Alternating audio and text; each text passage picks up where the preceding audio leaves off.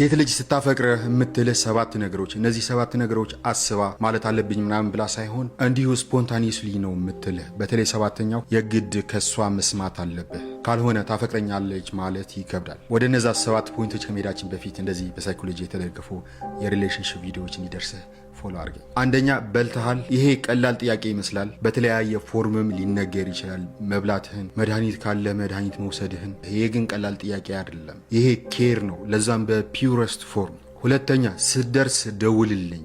ያንተ ደህንነት ለሷ በጣም ማተር ያደርጋል። ደህና መሆንህን ሳታቅም መተኛት አትችልም። ሶስተኛ እኮራብሃለሁ ትልሃለች እቺ ልጅ። ኢቨን አንተ ራስህን እየተጠራጠርክም በጣም ትልቋ ደጋፊ ናት የምትሆነው። አራተኛ ምንድነው የሆንከው፣ ምንድነው የተፈጠረው ትልሃለች። የምታፈቅርህ ሴት የምታስበው ነገር፣ የሚያስጨንቅህ ነገር ልትጋራህ ልትረዳህ ትፈልጋለች። አምስተኛ ናፍቀኸኛል። ይሄ አቴንሽን ለማግኘት አይደለም፣ ፍቅሯን ለመግለጽ ብቻ ሳይሆን አንተ ከሷ ጋር ስትሆን ሰላም ስለሚሰማት፣ ደህንነት ስለሚሰማት ነው።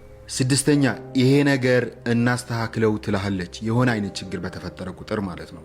የምታፈቅርህ ሴት የሆነ ችግር በተፈጠረ ቁጥር ካንተ መሸሽ መሮጥ አትፈልግም። የሚመጣውን ነገር ሁሉ ፈታ ችላ ማለፍ፣ ካንተ ጋር መቀጠል ትፈልጋለች። ሰባተኛውና ወሳኙ ነገር ደግሞ አፈቅርሃለሁ በተግባር ነው።